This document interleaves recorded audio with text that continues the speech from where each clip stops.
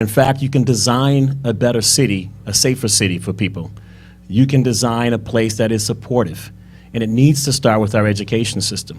We can't have 12,000 dropouts or nearly dropping out students in our education system and only 3,000 alternative seats to re-engage them.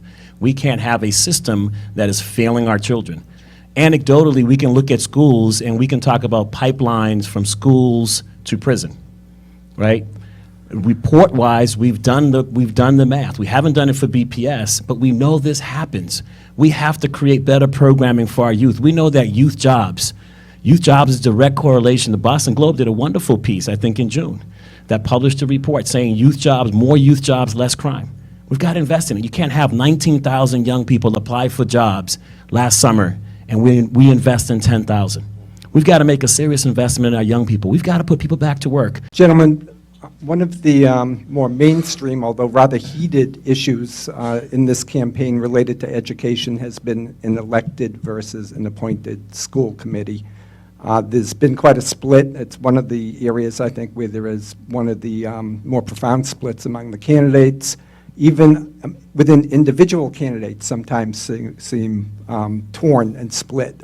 And Mr. Barrows served on the appointed school board. Let's hear from him. I'm taking issue with both Councilor Yancey and Councilor Conley, because in fact, Councilor Conley, I'm not sure where he is any given day. Maybe when he gets more rest after the birth, I think I've been pretty clear on the school committee. So, but in fact, the school committee should be appointed, and you're right.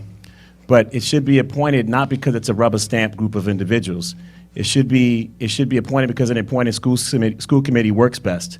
And we can go back and forth on the progress in the last 20 years, because there has been progress. There's been progress in the last 6 years. Now, we have had frustrations with families, but it's not because it's a rubber stamp committee of individuals. It's because the process is closed.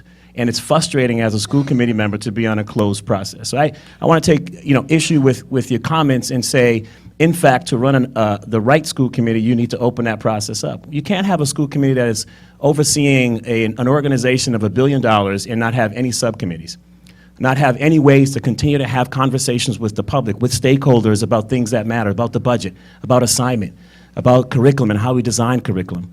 That's how a school committee should operate. It should operate in a way where there are more stakeholders that participate, in the same way that we had the External Advisory Committee. External Advisory Committee brought outside stakeholders, opened up the process, provided information and data, and allowed people to problem solve with us.